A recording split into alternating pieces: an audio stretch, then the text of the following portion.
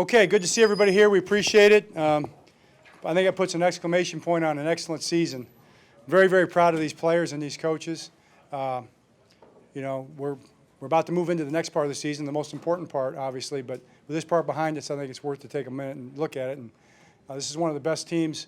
It's the best team in football in the regular season this year. There's no doubt about that. And that's done. That's an exclamation point. But that doesn't count for anything in the next season. And the next season, we've got to go to work this week and become a better football team and get ready for whoever our opponent is in that divisional game here. So that's what we'll do next. But just taking a minute to look back tonight, couldn't be more proud of these players. Couldn't be more proud of these coaches. What a joy and a pleasure it's been. We were 2-2, and the statement was made in the locker room that we'll find out what we're made of. And boy, did we ever find out what we're made of. 12 straight wins later. And I think that that speaks to the guys in the locker room, coaches and players. It also speaks to the scouts. I feel like the scouts, led by Eric DaCosta, just did an outstanding job of adding to the roster at midseason.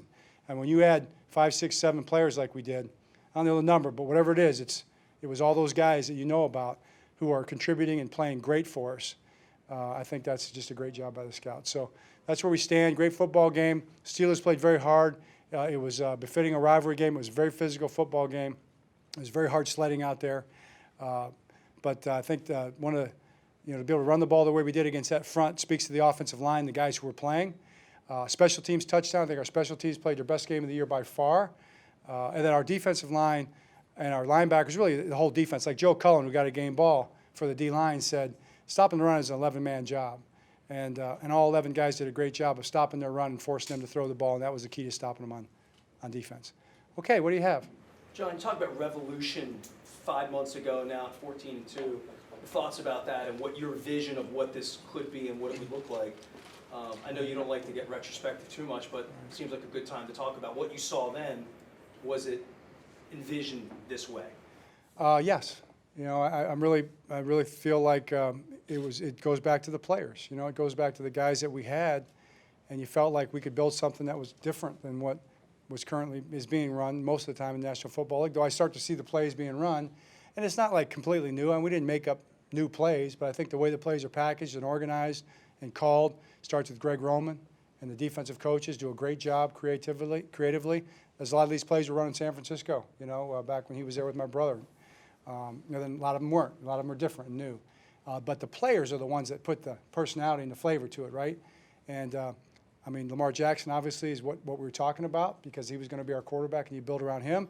You saw RG3 run the offense today really well. So that's something that, yeah, it's something to talk about. It's something that I think people will be talking about for a long time, but we won't be. You know, we'll be talking about getting ready for the next game. Could you have some guys sit out to be rest and all because of injuries, but what is the depth of your team and the character of this team to go out and with a performance like that? Every play they played hard. They did. I mean, I appreciate you saying that. I mean, we only sat 7 guys out, so it's not like you're sitting out half your team. It's 7 guys, and the rest of the guys played. You know, Jimmy didn't take a lot of snaps because he had a groin issue, so we didn't want to play him. And that's really the only guy that didn't. I mean, Marcus played the whole game. All those guys. Judon played the whole game. We had to play. I think it speaks to our offensive line big time. It speaks to our running backs, you know, really the whole team, to go out there and play against a team that really had everything to fight for and play and win for, to play as hard as we did and as well as we did. It speaks volumes. John, did you know that your guys would want to win as badly as they did today, or did they show you something yet again today, I guess? You know, I would say both. They definitely showed us something yet again today, but I also knew they would. You know, when you're around them every day and you know what they're made of, you know what they're about, what they stand for, who they are. We fully expected to go out there and play really hard. You mentioned Robert a little bit before. Based on what you needed him to accomplish today for just this one game, how do you assess how he played in the quarterback role? I thought he played really well. I mean, standing on the sideline and watching the game, I mean, it was a tough circumstances. It was muddy, it was rainy. It wasn't an easy game to throw the ball, and he made some clutch throws, made some big runs for us, operated the offense. There's a lot of complication to our offense in terms of calls and things like that. Against a defense that's really creative and was doing a lot of different things out there to stop us. So I just think he played the position excellent. What about the hits after? It seemed like he took a lot of extracurricular stuff from the Steelers. Did you talk to the officials about any of that? We did, and sometimes they didn't think it was late enough, and other times they said they missed it. So that happens. You know, sometimes they do miss it. But when you give yourself up, you know, you're protected. With the career that Robert's gone through to have this game and have this win, it's his first win as a starting quarterback since 2016. How much does this win mean to him as you get ready to play? Well, you're going to get a chance to ask him that, I think, because he's going to be coming up here next. But I know it means a lot, and I can't. You know, he's a family man, and he's done a great job as a team member, you know, first. And here's a player that's been at the pinnacle, you know, and come in here and contribute to the team the way he does. I think it just speaks to his character. It also speaks to his ability as a player to play that well. John, I know you always want to look forward, but I also know how much you like running the ball. How does it feel to have the team that has gained the most yards rushing in any single season? Yeah. That's like Joe DiMaggio's record, right? That's the record that would never be broken, and it just got broken by the 2019 Baltimore Ravens. It feels real good. And the first team, I think, ever to average 200 yards rushing and 200 yards passing in a season, right? Yes. Is that right? Yes. There's probably a couple more, and those are nothing to. That's nothing to take lightly.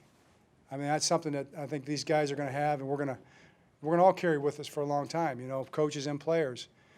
But what it's not a Super Bowl victory either. You know, that's what they remember you for. So we'll be trying to get that done one day at a time for the next month or so. Is there any significance to you usually don't bring a football? Yeah, they one of the footballs was given to me. You know, so I'm gonna keep this one tight, man. I'll be sleeping with this one under my pillow tonight. Very meaningful, very meaningful. Thank you.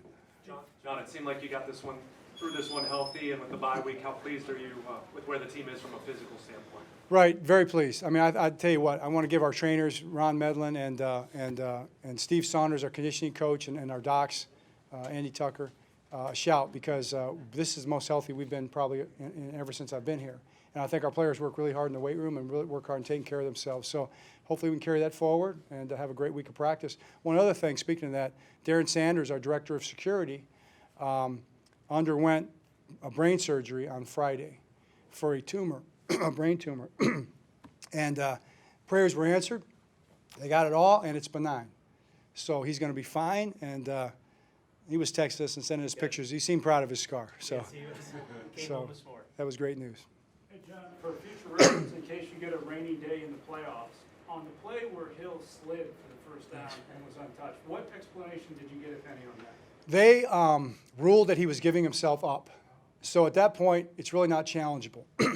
If they had ruled that he slid or whatever, my understanding was I couldn't challenge that whether he gave himself up or not, so that's why we kept the flag in our pocket. It took a minute. We ended up taking a delay game, unfortunately. Coach, Gus Edwards, obviously, Excuse me. ran the ball really well today. I guess how comforting, for lack of a better word, is that when you don't have a guy like Ingram to have Gus and maybe even move forward for the playoffs?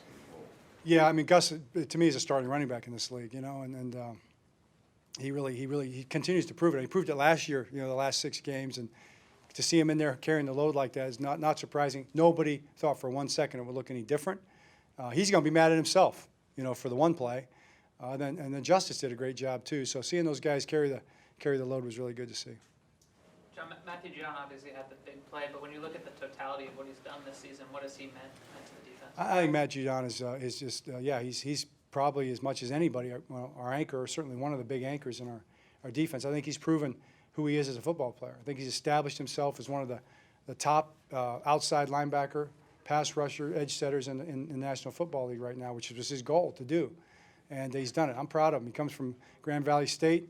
We saw him, all of us saw him on tape and decided we liked him and thought he could do this, you know. And he's done it, man. He's overcome so much to get to where he's at.